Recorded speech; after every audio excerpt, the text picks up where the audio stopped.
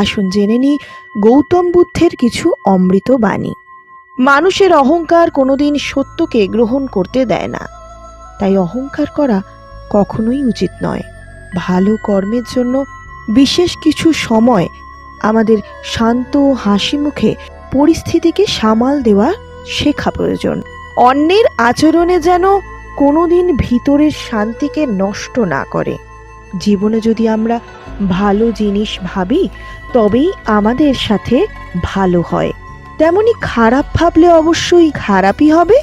জীবনের মূল সত্য হলো সর্বদা ভুল মানুষগুলোই আপনাকে সঠিক শিক্ষা দেয়, যা আপনাকে গ্রহণ করতে পারতে হবে।